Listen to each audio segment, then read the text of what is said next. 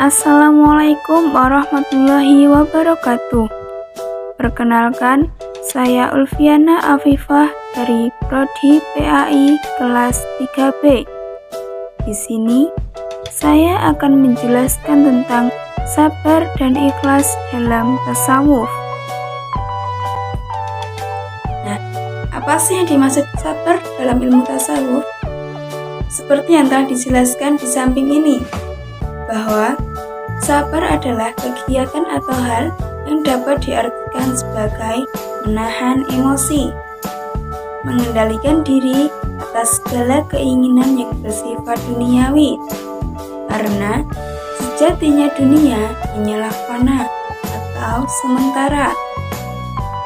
Sabar mengandung keutamaan dalam agama Islam.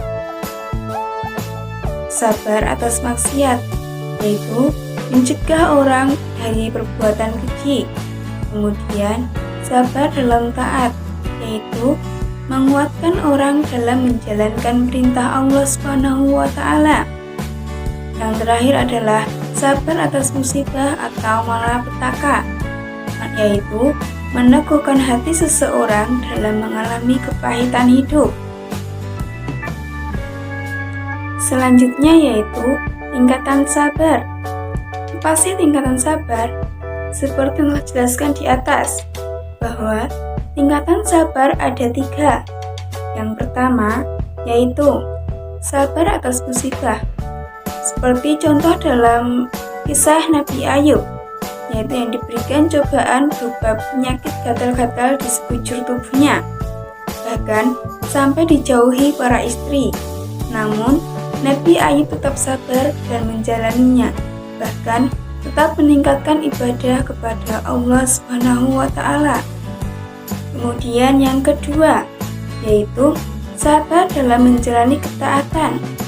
Dalam hal ini, pahala pada tingkatan kedua ini memiliki 2 kali lipat dibandingkan sabar atas musibah, yakni 600 derajatnya dinaikkan oleh Allah SWT.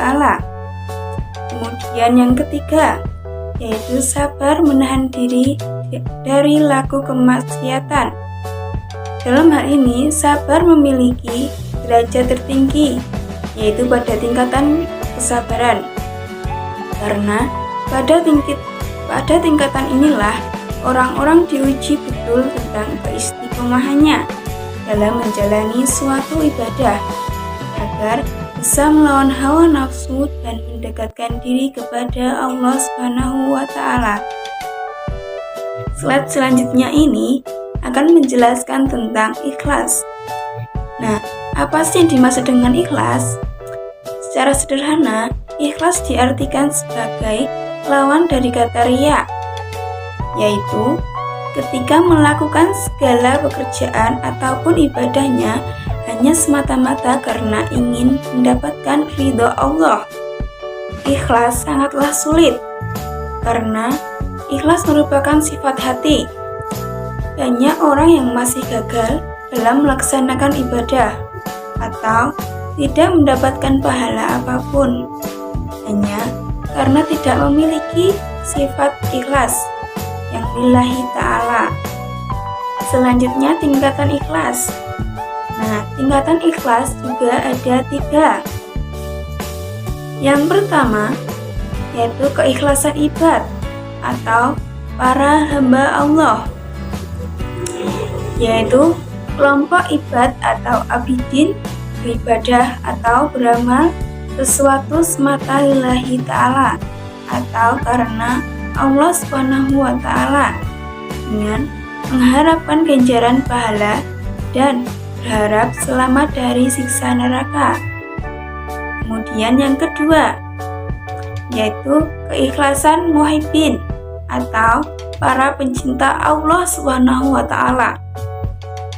yaitu keikhlasannya bukan untuk tujuan ganjaran pahala dan keselamatan dari neraka.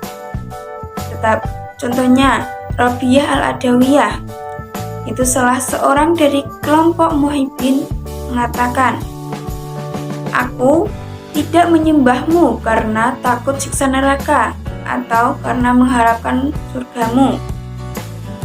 aku harus menasabkan ibadah padanya. Kemudian yang ketiga, yaitu keikhlasan arifin atau ahli makrifat, yaitu dalam cara pandang mereka, ibadah yang mereka lakukan dapat terlaksana karena billah atau sebab kekuatan Allah, bukan karena kekuatan dan daya diri dari mereka. Selain tingkatan sabar, ada pula rukun ikhlas, seperti yang telah dijelaskan di samping ini. Nah, rukun ikhlas di samping telah dijelaskan ada dua, yaitu hatinya menuju kepada Allah, tiada tujuan kecuali hanya Allah saja. Kedua, secara zahirnya dalam beribadah mengikuti aturan kaidah fikih atau sesuai dengan syariat Islam, bahwa tidak akan diterima amalnya seseorang apabila sesuatu yang ia amalkan telah menyalahi ajarannya. Kemudian ada pula sifat ikhlas. Nah, dalam slide ini sifat ikhlas dijelaskan ada 3, yaitu ikhlas awam, yang berarti dalam beribadah kepada Allah karena dilandasi perasaan rasa takut terhadap siksa Allah Subhanahu wa Ta'ala dan masih mengharapkan pahala. Kemudian yang kedua, ikhlas khawas, yaitu beribadah kepada Allah karena didorong dengan harapan supaya menjadi orang yang dekat dengan Allah, dan dengan kedekatannya kelak ia mendapatkan sesuatu dari Allah. Kemudian yang ketiga, yaitu ikhlas khawas al-khawas, yaitu beribadah kepada Allah karena atas kesadaran yang mendalam bahwa segala sesuatu yang ada adalah milik Allah dan hanya Allah lah Tuhan yang sebenar-benarnya.